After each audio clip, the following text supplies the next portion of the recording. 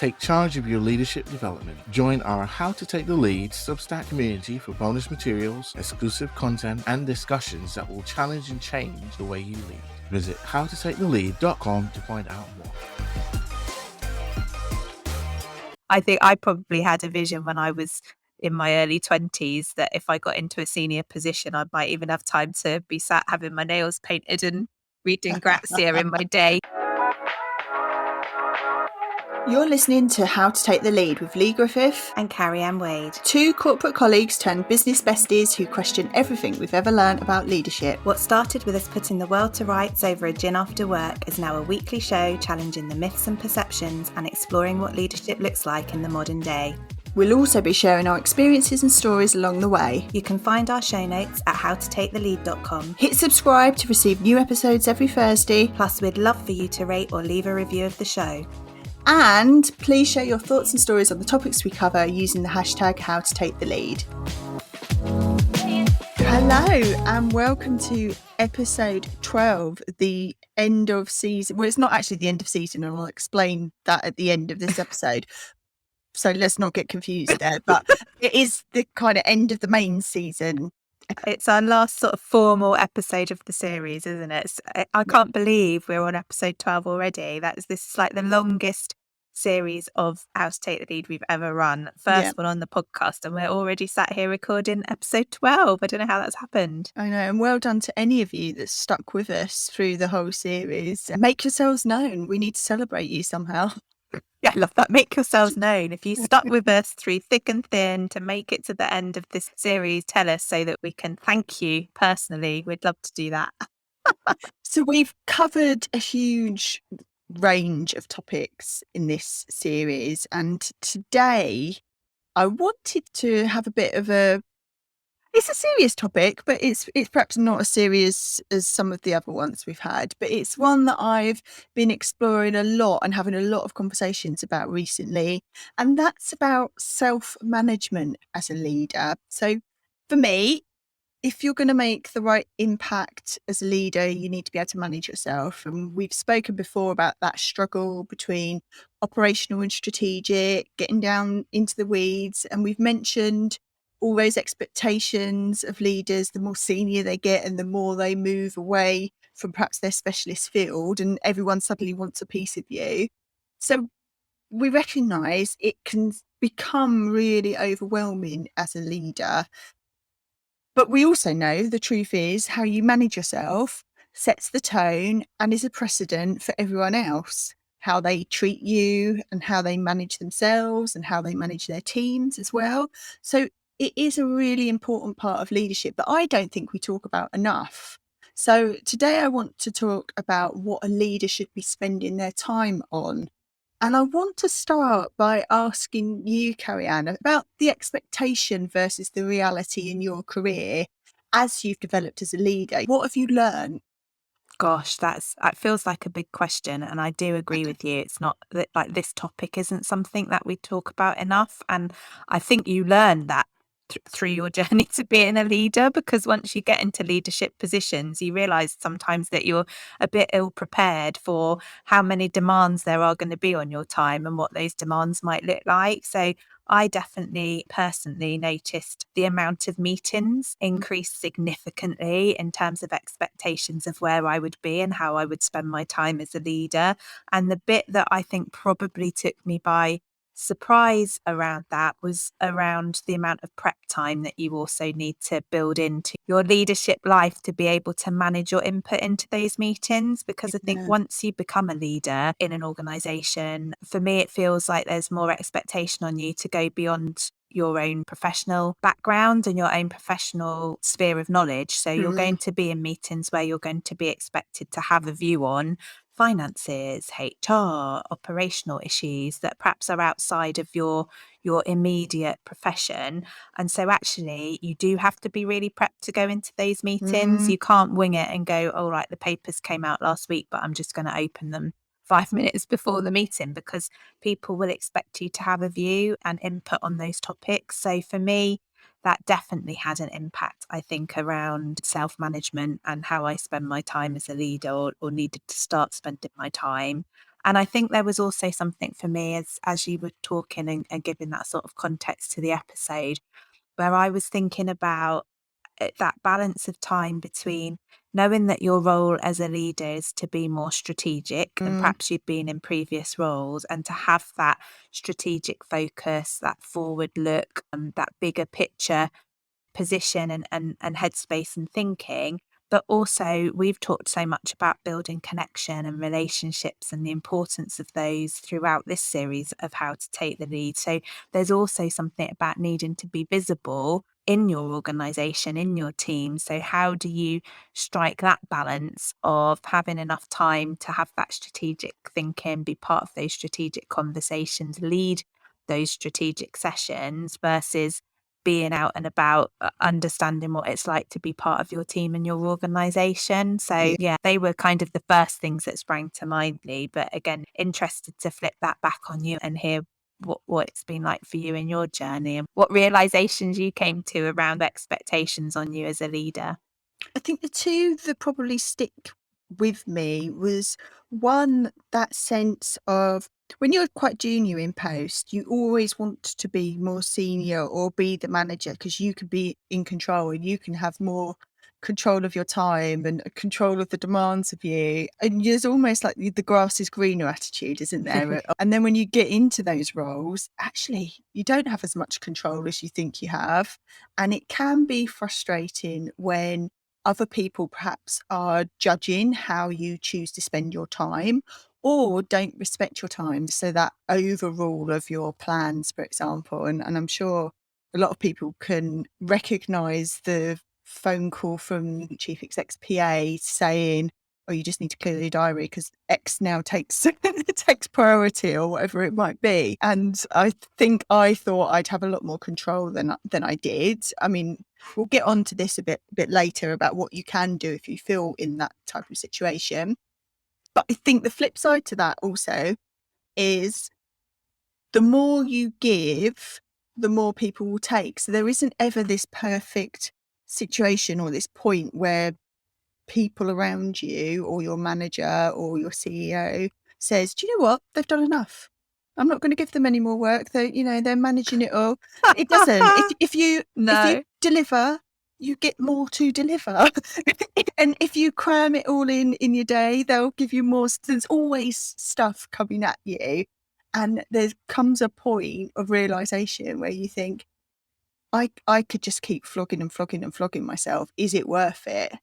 Because it's going to be relentless and it's never going to stop. And that was quite a sobering moment when you realise that you're never going to voluntarily come off of the treadmill that you're on. You've got to take control of it. Yeah. I mean, I absolutely agree with you. It made me chuckle because you're so right. Is your CEO or whoever it is that is dictating some of your priorities or most of your priorities and workload is just going to keep, that work's not going away. It's just going to keep coming. I absolutely agree with that. And I guess as I'm listening to this, I'm sat here thinking, why do I want to be a leader? This sounds hideous.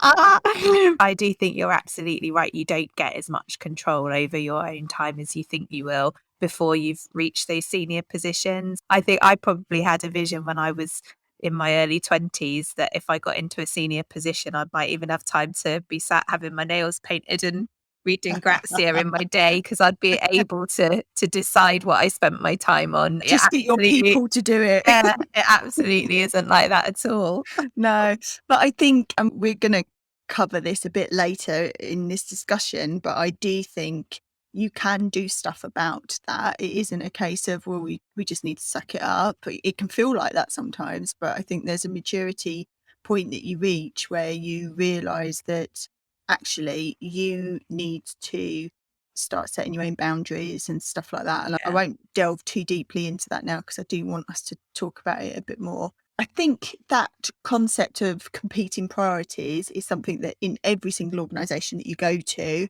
you're going to see in different guises.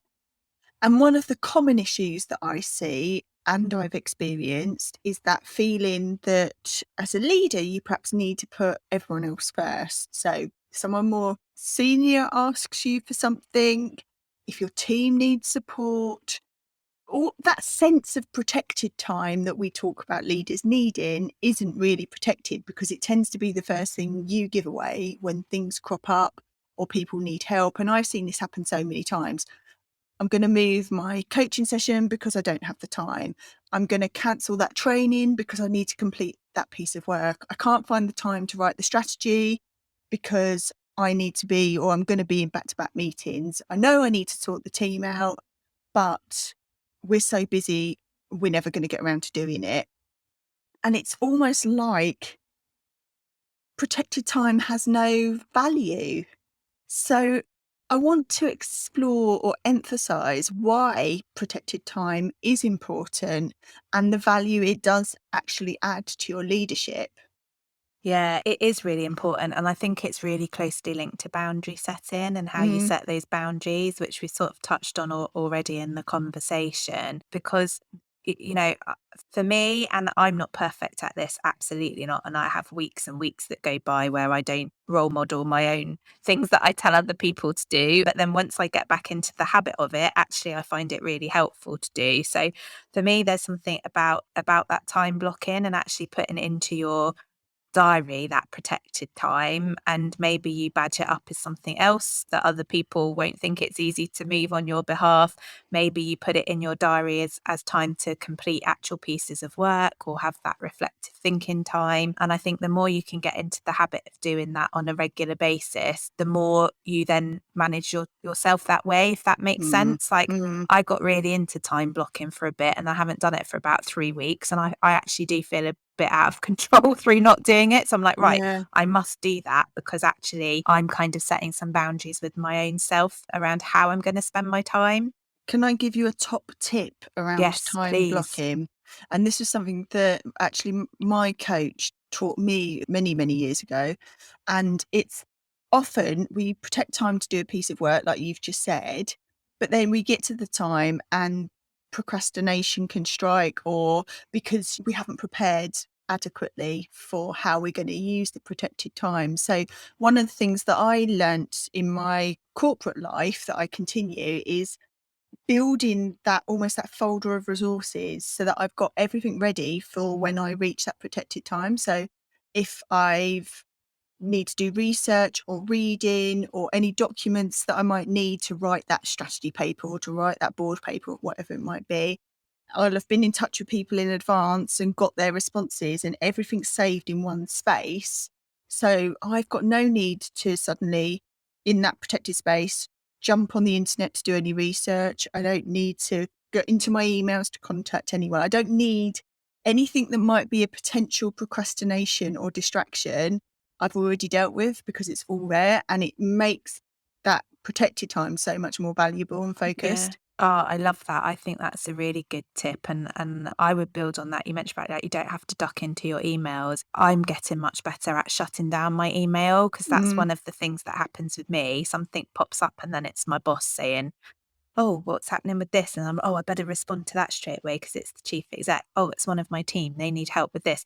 Actually, just close it down so you can't be distracted by those things that feel like they need an immediate response. If I have days where I am in lots of meetings or I have put protected time in to do specific pieces of work, I actually set my out of office to mm. say I'm not available today, so that actually people know that not to expect a response from me straight away. I find that's quite helpful. But I definitely think there is something about that clarity on your own boundaries and understanding why you want to set that protected time in the first place, and then trying as best as you can to stick to those boundaries.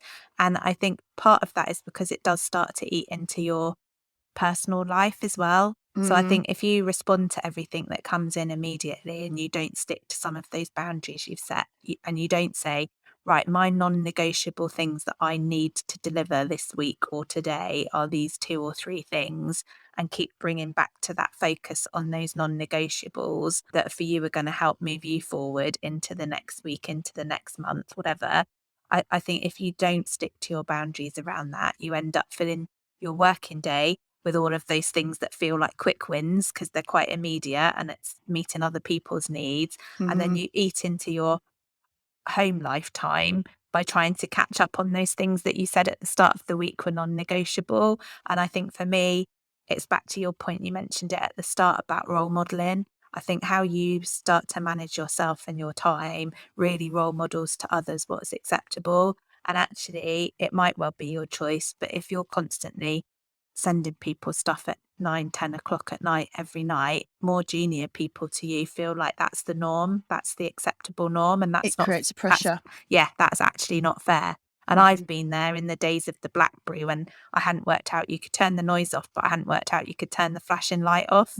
And I remember being sat a few times, 9 o'clock at night, seeing it flashing on the table, thinking, oh, I better check. Oh, it's an email from my boss. I'm feeling the pressure now to respond to that now because I've read it. And because they're sending it at that time, they expect me to respond at that time. So I do just think you need to be really careful with that role modeling because you're creating a culture that isn't fair and isn't sustainable for other people as well as yourself. Yeah. I mean, I always say boundaries is the standard that you set for everyone, basically. Yeah, absolutely. Agree with I you. think if you don't have protected time to work on the things that matter most to you in the business, then you're actually doing real harm to the business in one way or another. So you're either not going to be progressing the strategic direction, you won't be innovating or bringing fresh thinking into the workplace. If you're really down into the weeds, then you're probably micromanaging or working at a level down that's impacting team morale or trust, all things that we've mentioned in previous episodes. And all of that has a knock-on effect for performance. And then you think about those people who perhaps are working smartly, strategically, have that protected time. They're going to be the ones that are progressing and improving and rising to the top. And so, actually, before you know it, if you stay in a state of firefighting or working at an operational level when as a leader you need to be having the bigger picture in hand, you're doing yourself as a leader an injustice and you're doing your organisation an injustice. Yeah, I absolutely agree with you. And there's also that thing about back to that role modeling, but it's about trusting the people whose job it is to do certain things to do them to enable you to get on and do what you need to do. And actually, if you're one Mm, of those people who feels like you have to squash everything into the day and be all over everything, that actually is a detrimental effect on other people as well. mm. So, what should you be protecting your time for as a leader? We've spoken about why protecting your time is important and the impacts it can have, but what do you do with your time if it's protected? Well, I think as a leader, obviously your focus has got to be more strategic. So thinking about what are the things that you're working on that help setting the strategy and delivering the strategy for the organization. So for that, obviously be clear on your vision, mission, purpose. Absolutely. I think there'll be things that come in that are priorities for you. So it might be something that comes in around like a crisis that needs to be managed or a reputational issue should definitely be things that you should be prioritizing if they happen. But I also think there's something about the developmental stuff. So you've touched on it Mm, already. It's development of self. I think that's really important. And it can be one of the things we neglect to do and spend time on as a leader. mm, mm, We usually push that to the bottom of our pile. But like you say, if you want to deliver the best for your team and your organization, then you have to be constantly learning and evolving yourself so that you can spread that and share that mm. in your organization. I think you should be focusing your time on the development of your team. So if you're in a leadership team, the development of that leadership team, building those relationships with people and development of the organization. Are you doing that horizon scanning? Are you on top of what needs to happen next to take your organization to the next level? So I think there's lots of bigger picture stuff that you definitely need to Yeah. be focusing your time on as a leader. And if you don't protect that time, it's not there for you to do it. But again, I caveat that with the balance of, one of the things we heard through the Modern Leader report that we pulled together was that need for visible, compassionate leaders who understand where people in their teams and organizations are coming from. So you do want to have those touch points with your organization and prioritize those as well. But I think it's about getting the balance right of walking the floor, but also having that strategic element to what you're doing with your time. Yeah, I mean, building relationships is such an important part. It's not an add-on, it's not a nice to have. I would say you need to be dedicating at least 40% of your time on building those relationships externally as well as internally. I think from a team development point of view, that's really important as well. But I also think you're there as an unblocker for the team, and that's part of your role, isn't it? As the senior leader, you're there to help move things forward in one way or another. And those are the actions you should be focusing on rather than perhaps all the detail of the stuff that they're working on. But it's the things that they can't do that only you can do with either your influence or your knowledge or experience. And I suppose you should be sense checking everything through a filter of, does this align with the bigger picture? And you need to take that lead in demonstrating how to say no to stuff and how to deprioritize. Is that a word? I get where you're coming from on that one, because there is something about, as a leader, you can often feel the need to be all things to all people. I think we've talked about this in other episodes as well, about it's not being a leader is not about being liked. You're not there to make loads of new friends. So actually that saying no thing is really important, because actually the more things you say yes to that are not helping you reach your strategic objectives and take you towards that bigger purpose, the more you deviate away from that, and it just becomes more complicated. Like, there's too many programs, too many priorities, doesn't help anybody to actually feel like they can achieve anything.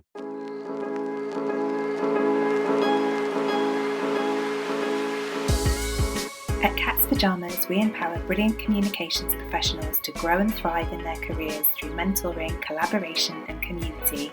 If you'd like to find out more or subscribe to our newsletter, you can visit www.cats-pyjamas.co.uk, where you can even book your free 30-minute discovery call. I'm so passionate about helping comms pros to grow and thrive, and I'm really looking forward to working with you.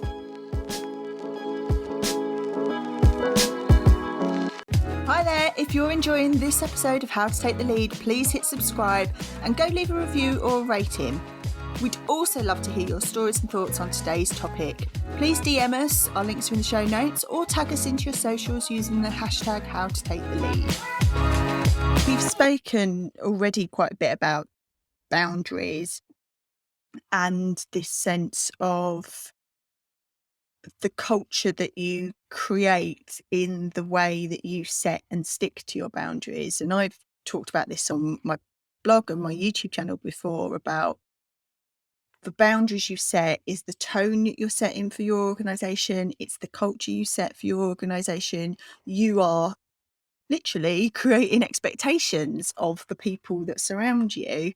And so the knock-on effect of that can be the vision and focus of the organisation, the values and the way it behaves, the culture and the management and the working style of the organisation, how connected people feel to you. And that's why it's really, really important to be mindful of what your boundaries say and do. But then we have this culture of the urgent always pushing out the important, and that tends to override our boundaries sometimes. And I suppose I'm interested in your thoughts about, how do you start to harness good boundary setting and create a culture that is respectful of your boundaries? I think there's a few things, and we touch on this in the group mentoring that I do a lot. I think there's something about openness and transparency and being honest with your team, particularly your immediate team that are working to support you, around what your boundaries actually are and why you've put them in place. Because I think sometimes that can be hard for other people to understand. So if one of your boundaries is around saying no to certain things, or, I'm sorry, that's not my priority because whatever, I think you have to help people understand why you're saying no to that and why that's one of your boundaries. So I think that honesty and transparency is quite important in having those discussions. And I think you also have a role to play in talking to other people about what their boundaries might be and helping them to set some for themselves as well. Because this isn't just the domain of the leaders of the organisation, and like the top 5 most senior people in the organisation get to have boundaries and other people don't. I think it's a really important part, as you say, of building that culture. You've got to be respectful of other people's boundaries. Yes. And if you don't demonstrate respect, you're not going to get it. Absolutely. I absolutely agree with you. I also think there's something around, when you're talking about urgent, like pushing out the other stuff that might be important. I think there's something about understanding who you've got in your team to support you to deliver Mm, stuff. And I think sometimes when things come in that appear to be urgent, there's a sense of importance. And there's something about, if you're a certain type of personality, you probably feel like you have to be all over that and you have to own it and you have to deliver the solution to whatever this urgent issue is that's come on. And I think you need to remember what your position is and that you have other people around you to pick up some of that work and operationalize and action things. And actually, by trying to be the sole person taking responsibility for solving that issue, you're doing a disservice to those other people because you're disempowering them. So mm. you have to be really clear that you've got the right people and the right roles around you to be able to delegate some of the actual doing of that work to. Because I think in the moment when things are come in that are perceived to be really urgent, it all feels quite dramatic and it's very easy to feel like I'm the only person that can deal with this. And actually, quite often, as you say, there are points when you're the only person that can unblock something, but actually, there should be other people that can do some of that action taking for you.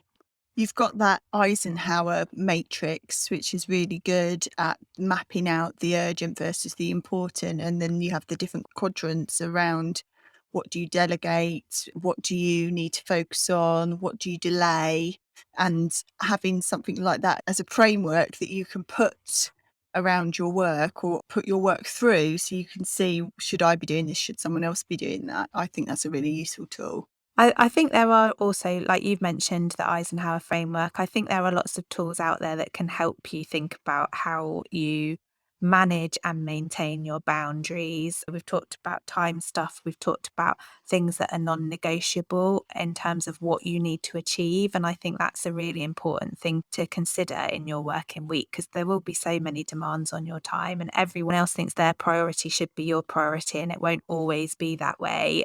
So I think you do need to think about it in this week. What are the three non-negotiable things that I have to focus some of my efforts and energy on? Keep bringing yourself back to that so that you do feel like you're making progress. For Yeah. me, we've talked about trust, we've talked about relationships. They're all really important parts of that boundary setting because that will be what helps you to maintain those boundaries. Because when you slip, hopefully you've got someone else who can step up and go, oh no, actually, I thought we agreed that's not what you would be doing. I can take that pressure off and I can manage that situation. So I think the relationships that you've got with the people that work around you are also really important, if I'm honest with you. When I'm working with leaders on the management of themselves, so I have manage as one of the 6 areas that I focus on when I work with senior leaders. And the 3 things that we look at is how you use your time. So it can cover everything from how you manage meetings, what meetings you decide you're going to go to, all of that kind of stuff, how you create that time to think and work on strategy and planning, what hours you choose to work, how you structure your day. I always say picture what your perfect day and perfect week would look like, and then sounds a bit woo, but then you can start to manifest it. The second area is so you firstly you work on how you use your time, then you work on how you work. So what you choose to do with your time, knowing perhaps what type of work-life balance you're looking for, because I think that's really important to understand what you want outside of work, because that can determine the types of choices that you make. It might be that you decide I'm going to take my child to school in the mornings, or one day a week I'm going to have brunch with someone, I don't know, and therefore I need to keep that space clear because that's a boundary I want to put in place. There's also something about knowing how you work best. So are you a morning person or an afternoon person? When are you going to feel the most creative? When are you going to want quiet time, and structure your diary around that? And then the third area I always focus on is how you manage. So being really clear around what you need to know, when you want people to get you involved, as we've spoken about, and then defining the difference between what's information sharing versus what you might need to input into versus what you might need to make decisions on, because they are all very different. And I think if you can name and define it, it really helps give your team that guidance. Yeah, I'm chuckling to myself still about, are you a morning person or an afternoon person? And the thought that went through my head was like, what if you're none of those? I don't know what that says about me. But I think you're right, that last point you made, that, I think there's something when you're setting your boundaries, when you're thinking about how and when you're working, when you're thinking about, is this really urgent or not? Do I need to be involved in it? It's just questioning, like, what value can I add to this? And Yeah. actually, if when you've posed that question, the answer is very little, it is probably for someone else to deal with that situation or that issue for you. Yeah. Because if you're not adding any value, why would you be taking up your time getting involved in that? And there's something else that, again, I don't think senior leaders particularly, and it might be more broadly than this, really think about the setup of their office, particularly if they've got a PA or someone that helps manage them and their diary. I don't think people necessarily invest enough time in getting that right from the outset. And certainly back in the day when I was at my corporate job, I used to help set up chief exec offices. And we did time audits of where and how the chief exec was spending their time. And we had to have some hard conversations with the chief exec around their expectations, because they wanted to do too much in the time that was allocated to them. So they wanted to see certain people on a certain frequency, and it was just, there was no logistical way that it was ever going to happen. But we didn't identify that until it was all mapped out and we'd audited all the things that they wanted to achieve and how it was going to fit into the working hours that they wanted to work. And so we had that as a basis to have a really hard conversation, and they had to make choices around what they needed to prioritise, what they could delegate. But then we sat with the PA and the teams, and we would look at, right, when you get requests for meetings through, which ones do you divert elsewhere, and what types of things should be diverted elsewhere in terms of calls or emails or meetings? Which ones do you escalate up to the chief executive? How do you create a space and hold that space so that they can work on strategy, or they can be visible in the organisation, and make sure that that individual absolutely understood the importance of all these things, so that they didn't try to be a people pleaser and fit everyone in and then create a mess of the office setup. And so it was a really important dialogue that we had to have. We had Trello boards and everything. I mean, we went You know extra. what, Lee? That doesn't surprise me, you telling me that. They've still got the processes in place because it's helped them to have clarity and have a dialogue with each other, and they've come from a common understanding of where they're all trying to get. Yeah, and I think that point you make as well is not just the group effort, but the process piece is really important. So actually, if there are processes that you and others can put in place to help manage the time better and what you're doing with your time better, why would you not do that? But I think some people can be quite resistant to the idea that there can be processes that can be put in place to help manage that. But yeah, I think that is a really important part of it. And if you're in a position where you're lucky enough to have a PA, like, they can be one of the best tools in your armory around how you manage your time and protect your time. And I've worked with chief executives who've had PAs that put the fear of everything into you. You're like, oh no, I'm going to have to go through that person if I want access to the chief executive. And I laugh about it, but in some respects now I look back and think, actually, that was really good, because that meant that person had somebody who was really protecting them, their time, their diary, and making sure that they were being able to focus on the things that they needed to. Yeah. And you don't have to do any of this stuff in a confrontational way or in a horrid way. It's not about necessarily saying no to people, but it's about diverting them to the best place to get things moved forward. And the best place isn't always you. No, in fact, if you're the wrong place, just something sat there waiting for you to take action on can hold things up for far longer, because it isn't relevant for you to be part of that, and therefore it kind of just sits. So we know it's important that you don't get down into the weeds as a leader, but we also know that people like to have control. They like to know what's happening in the organisation. They, particularly in times of challenge, may feel that they've got to go that extra mile to show they've got grip. This is the word I always hear people use, grip on an issue. But we know if you're being too hands-on or too directive, you can be undermining your teams, you could be diminishing trust, as we've said before, and it actually has the opposite effect in terms of performance. How do you then stay in control without doing or overseeing everything? I think there's something around having clarity about responsibility and accountability and what's different and who's got what in terms of who's responsible for something and who's accountable for it. So I think clarity around that is really important.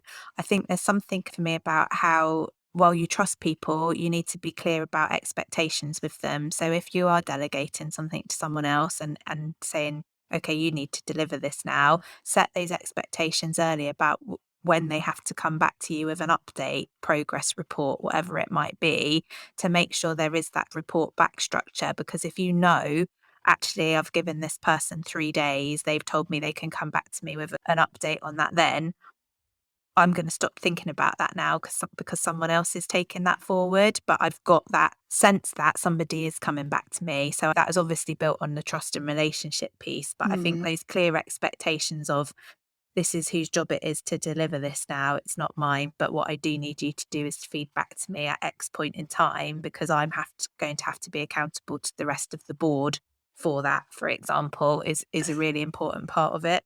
But how do you, I've seen this where people get into seeking assurance, but actually all they're doing is seeking reassurance, and they still are still able to dance in the weeds under the guise of, oh, I'm just getting information so that I can do, just as you've said, report back if I'm asked on it. So how do you get that balance right so that your team aren't having to feed back on every little bit that they're doing? I Well, I suppose think that's the that's that bit question. about staying in that strategic space, isn't it? And Mm, knowing where your value add is and knowing what it is that you do need to know and what you don't. And I think actually, weirdly, sometimes it works the opposite way, because if you're a leader who can't get out of the operational weeds of something, the thing that helps you step out of that is when you've got people who will constructively challenge you and say, actually, you don't need to worry about that because we're dealing with that over here. What you actually need to know is this. Because I think sometimes if you're not in that strategic headspace, it's hard to work out how to get into it without other people nudging you in the right direction. So I've often had to take that role, where my role is to say to other leaders in my organizations, we're being too operational here. This isn't for us to know about. You need to let those people get on and do the job. Actually, the bit we need to be thinking about is this bit over here. And that's the bit that we need the assurance on. And you're right. I think assurance and reassurance gets very murky depending on your personality type in terms of yeah. what it is that you're actually seeking. Yeah. And there's something there about, you need to give permission to your teams to be challenged on that. So there's something about your behaviour, and you're telling people it's okay to challenge me if you think I'm getting too into it. Because I think if you don't say that, some teams will be fearful. I think you've got to have that level of insight first, though, haven't you? So if you Mm, haven't done that work to have that insight, so I've worked with leaders before who've said to me, I know in periods of high stress that I become really operational because I feel like that's the bit that I can control and I yeah. want to know what's going on. And they have given me permission to say to them, you're being too operational now. You need to just let us go on with it. We'll come to you when we've got the bit that you need to be involved in. But Mm, that person could only say that to me because they had that insight. So I guess some of it is about, how do you get that insight? And maybe that's through feedback from others, and maybe that's through coaching, mentoring, whatever that might be as part of your leadership journey. But you have to have the insight and be open-minded enough, I think, to then say to others, I expect you to challenge me if I'm not being strategic. yeah. And I think that is part of bigger mindset work that you need to do as a leader, because I think if you're someone who's been used to working operationally and maybe you've thrived in that environment, suddenly moving to that strategic level can seem less fast paced. Maybe your outputs don't feel as tangible. And I've had conversations with people going, well, I want to get involved with what the team's doing and do something operational because I want to feel like I've achieved something. So doing some work as you step into that leadership role and the expectations of what you need to deliver as a leader to help you reframe what delivery looks like now that you're a leader or a senior leader, I think it's a really important thing to do. Yeah, I couldn't agree more with you, Lee. And then I think there's something about working on the visibility. So we've talked about that, the need to get out and build relationships. I think your communication as a leader is key because you're not going to be able to be everywhere at all times. So determining from the outset what your personal communication rhythm is going to look like, where people can see you, how they can access you, the type of information you're going to share, and have that as part of your, package of things that set out your stall, again, is another really important piece of work to do. And I think you have to bear in mind consistency with that as well. So Mm, making sure you're doing that consistently. So whatever you choose as your rhythm or your style, your approach, be consistent with it because Yeah. people will start to expect that of you. And Yeah. I think there's also something about setting expectations of the team around you and other leaders Yeah. about how they might also contribute to that. And, like you say, the fact is you can't be everywhere all the time. So actually what are other people's actions going to be to support that visibility of the broader leadership? Yeah. Great. So to conclude this discussion, what are your how-tos to start managing yourself as a leader? I think there's something for me around looking at some of the very practical things you could do. So some of the things we've talked about, you could implement some practical tips. Maybe it is using Trello, maybe it's using your diary in a different way. That kind of stuff I think is really helpful to do because I think that helps build good habits, definitely. So for me, that would be one of my tips. And I think my other reflection or thing that I think it would be helpful for other leaders to do is just to spend a bit of time thinking about their own boundaries and if they're clear on what they are. If not, how do you get that clarity? What's important to you in terms of that boundary setting? Because I think if you can't be clear on your own boundaries, I don't know how you can expect other people to have that clarity. And I think that just will help you work more effectively with other people. Yeah. Yeah. And I would just add to that thing around working on reframing the guilt maybe that you're feeling around when you're working in the weeds or when you're trying to say no to things but you want to be a people pleaser or whatever. Doing some work on reframing what that actually means is important. So that's a wrap for series 1. We are going to be back next week with a little after party, or in honour of all those trashy TV shows that we watch. It's like an end of series reunion show, but just with the two of us. I guess what sort of reunion it is, I don't know. It'll be me and you again. But we're going to be reflecting on our discussions from across the series. I don't know about you, Carrie-Anne, but I've certainly been thinking about some of the things that we've talked about afterwards, and I've gone, oh, I wish we'd spoken about that, or something's happened since. Yes, and I'm it's like, that's it. Something happens after you've recorded an episode and you go, oh, that would have been brilliant to talk about Yeah. because it's about exactly the topic. That's the one for me that seems to crop up. Yeah, so this is going to be our chance to revisit, revise, refute the things that we might have said or discussed in previous episodes. It's not just going to be a recap of everything we've already covered because we hope that you've listened to all of those episodes. So if you've listened to all the episodes and you've got any thoughts or things that you thought, hang on a minute, you didn't answer this question, or I still am not clear on what I should do in this situation, just drop us a line on any of our socials and we will try to make sure that we cover it in one way or another next week. Yeah. Thanks again for listening to today's episode. Don't forget to hit subscribe so you're the first to receive new episodes when they drop every Thursday. If you enjoyed the show, we'd love it if you would rate it or leave a review. And let us know your thoughts and own experiences. Get in touch with either of us on LinkedIn, Twitter or Instagram. Or use the hashtag #HowToTakeTheLead. Until next week, get out there and take the lead.